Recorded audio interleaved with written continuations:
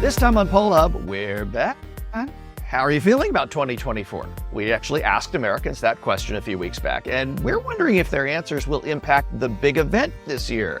By which I mean, we're heading into a year that caps what has essentially been a nonstop 4-year election campaign rematch between Joe Biden and Donald Trump. We're going to look at the lay of the land as 2024 gets underway. What are we watching? What are we looking for? And did you make a New Year's resolution? Have you already broken it? Well, our fun fact heads all the way back to the 1930s to talk about this tradition. Welcome back. We've got a lot to do, so let's get to it.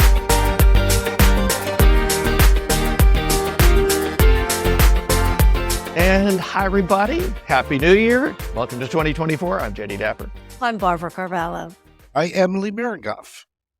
Welcome back, guys. How were your holidays? How was the break? Very special. Very lucky to have such a long and nice break, thanks to Marist College and the semester break. So we are very lucky. No one cares about this, but I managed to split the holidays, COVID and then non-COVID. But I'm all better. It wasn't too terrible. Well, it was my second go-round. So everybody's got their own number, so... So happy New Year, Jay. What do you got for us today? Well, we're actually going to look back just a little bit to a poll that we did practically during the break. We did it just before the break. And we asked Americans, as we do every year, about what they're looking ahead to in the next year. So we asked this in December. And we asked only a couple questions. We wanted to keep it simple this year, didn't want to load it down. So one of the things we asked was about how optimistic or pessimistic people are, and the other is about the economy. Let's start with optimism and pessimism, because we've been asking these questions for a long time. We go back to 2018 in this case to look, and 59% of Americans this year said they are more pessimistic about the next year than they are optimistic, which was 40%. And the pessimism number has steadily increased since we first asked that question in 2018. And there is a partisan divide, not necessarily unexpected. 69% of Republicans, 67% of independents say they're more pessimistic. Democrats, a little more split. But even Democrats aren't, it's not like 90% of Democrats are like, woo, 2024. If there's a bright spot here, young folks, people 18 to 29, 54% of them are the most optimistic. They're optimistic about 2024. So good on them. So what does this tell us about where we stand right now? I think it's really interesting. We have asked this question or some form of this question over many years. And we ask it at the end of the year, kind of in between the holidays, Thanksgiving and everything that comes after that. And that's usually a very optimistic time where people are energized. They're busy, but they're mostly looking forward to all the festivities and the new year. But I think what we've been finding, particularly this time around, but this has been something that has been inching up year after year, is that people really do feel weighed down. They don't have a very positive outlook for the coming year. I mean, I'm sure there's lots of factors. If you think back when we were asking this question, or in the midst of the Israeli-Hamas war, there's the issues in Ukraine. There's little going on in Congress to even address these things. And I think people are kind of overwhelmed with the news overall. And certainly, as we will chat about, they're not really recognizing those positive factors in the economy as much as perhaps the more national numbers would suggest we should. I think part of the pessimism is also we seem to be landlocked and we're not resolving things. So the issues that we've been dealing with are not going away. So the whole Donald Trump legal issues, that's the daily headline. Joe Biden, people aren't necessarily thrilled of another choice, and I know we're going to talk about this in a second, but the Trump-Biden rematch is not cause for optimism for a lot of people. As who do you dislike the most?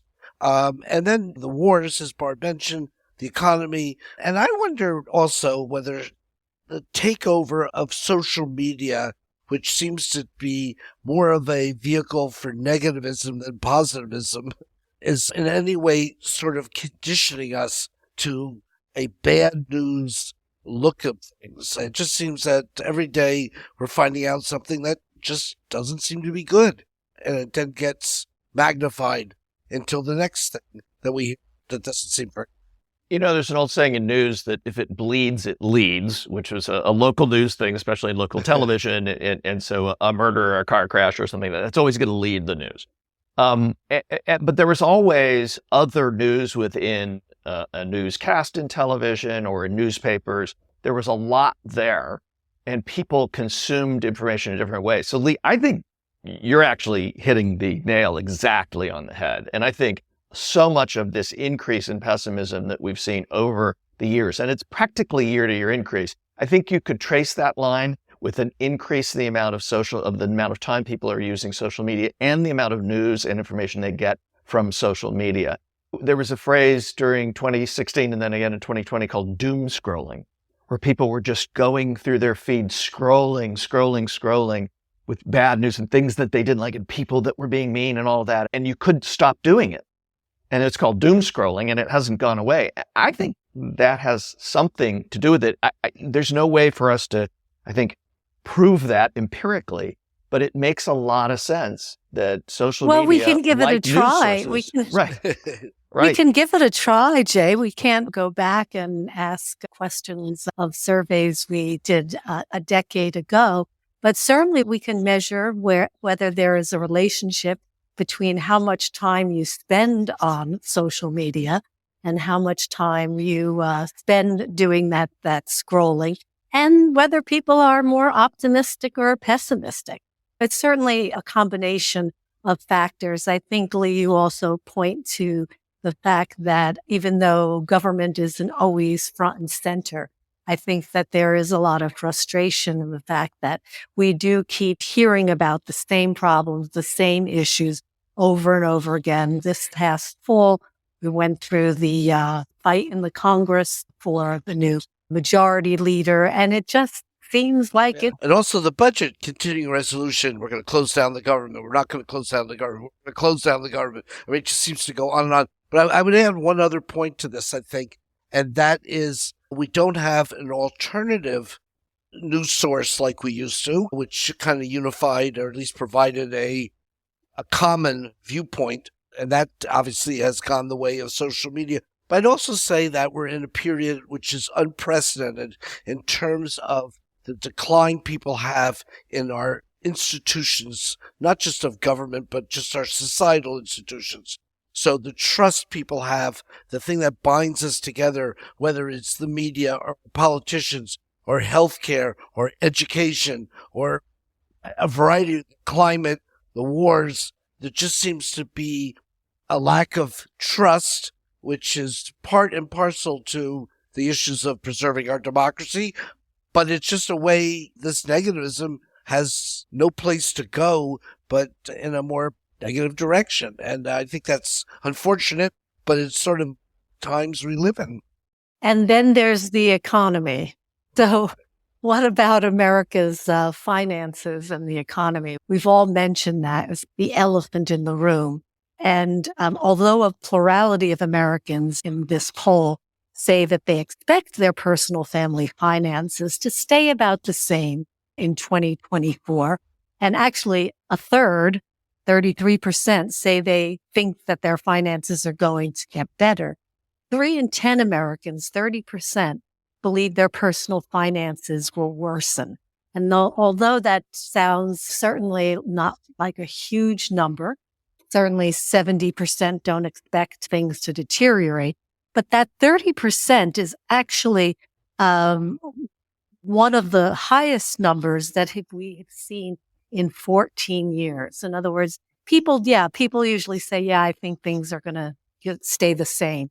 But there is actually a pretty strong number here of people who just feel like not only are they not making ends meet, but they're going to lose ground in the coming year. How is this impacting the mood of folks out there? Well, I'll go back to sort of the theme I was talking about in terms of what we believe and how we believe it in perception versus reality. And here we have 2 good examples. One, the economy by every single measure has gotten better. Inflation's down, unemployment's down, interest rates are certainly leveled off. And it's just, I think, a testimony to the fact that we just don't have that trust and faith. We don't even believe the fact that the economy is improving or that crime numbers are better. And I think that is becomes a problem. I think Is this what people are experiencing, Jay? Or is there some truth to these numbers? Well, I mean, we've been talking about this all year. I've raised this a bunch of times because it struck me all year long that the disconnect is wider than we've had in the past. Now, I was talking to somebody about this. I said, remember in 1992, George Bush lost on the economy, stupid, even though the economy had been improving for months and months before Election Day. So there's a lag. People don't feel it. And I know that a lot of economists have been talking about, that I've been reading in the last month or two, that with this lag, they would expect that there will be an increase in confidence, consumer confidence. We saw it at Christmas, or the holidays, I should say. The holiday spending numbers were very strong. So people are acting like the economy is good, but they don't feel like the economy is necessarily good. And I think that disconnect may go back to what we've been talking about, which is the sources of information and the way that we get into these silos of information. So if I'm told every single day that the economy is bad by the information sources that I consume, I'm going to feel like it's bad, even if I'm making $1 million a year and I was making, $100,000 last year, and vice versa. So I do think it has to do with information sources, at least in part, but we'll see. I think that's one thing we're going to be watching, right? As we go into an election year where it's always about the economy, every election's about the economy to some degree. That's a question we're going to keep asking, right? We're going to be looking at, are people feeling better about the economy as we get closer to the election? Is this lag real? And if it happens, are we going to find that? Are we going to see that? I'll just make one point on this, is that I think we're also, for looking at 2024, the potential for almost like an issue overload, which we were talking about. So many things are not getting resolved. And now if we do end up with a rematch of Biden and Trump, and that is not exactly a thriller for most voters, then how much are they going to be paying attention to the campaign and what the candidates are saying, and all these issues that are going to be issues of international concern, issues of domestic concern, issues of the democracy. I mean, it looks like we could be into an overload, and will people turn off to that whole thing because the campaigns are sort of like just a redo? So, Lee, we're going to be doing a lot of polling in the next few months, to say the least. We have the primary season, which is actually pretty much in full gear. We've got Iowa coming up right around the corner, and we'll be up in New Hampshire right after that with about 36 students to take in the New Hampshire primary air. There's going to be a lot of polling going on. What are some of the things that you think are really important that we should be measuring and that you're going to be looking for in that data and in those responses, in those opinions, impressions that people have? Well, I always look for what the campaigns are putting forward, because it's not just our polling, which is to inform and provide a measurement of public opinion, but the campaign polls, which are not necessarily things that we as a public see, are looking to influence public opinion. So I'm noting, for example, that the Republicans in the last couple of weeks have seemed to be coming off the economy a little bit and hitting very hard on the border issues. And I'm wondering if that's, something they're seeing in their numbers, or they just don't believe that they could just run on the economy because, as we say, people may not be in 10 months as concerned about it as they are right now.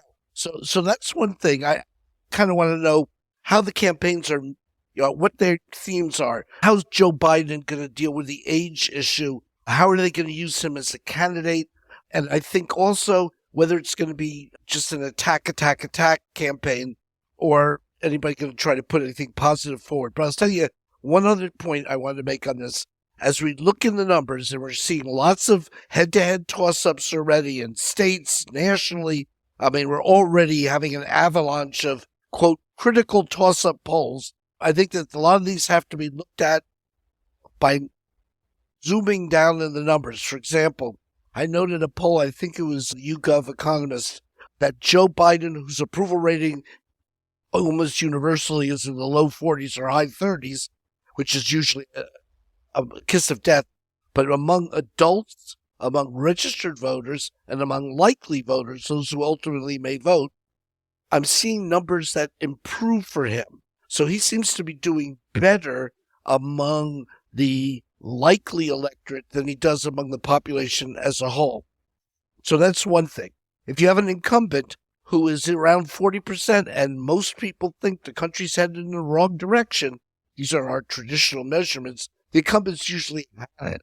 But yet there's a lot of people, because of Donald Trump and concerns over preserving democracy, there's a lot of people who seem to be somewhat disapproving of Joe Biden, who, on the other hand, are not necessarily going to vote against him. They may still vote against Donald Trump.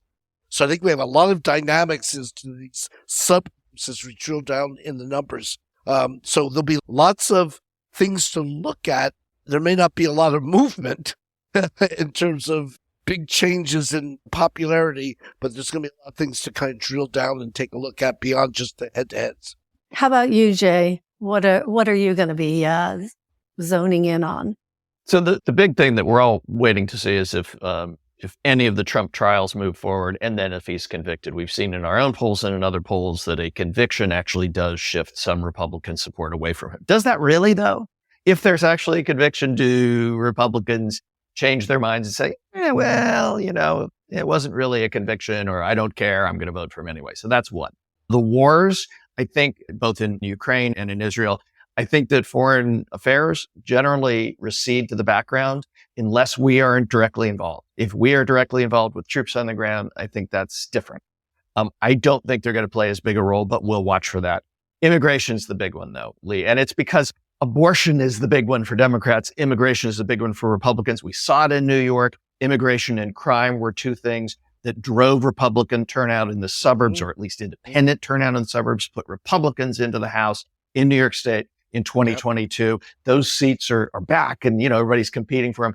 The Republicans, 60 of them were down at the border yesterday. We're recording this on Thursday. They were there on Wednesday, making a big deal out of this because it is a big deal.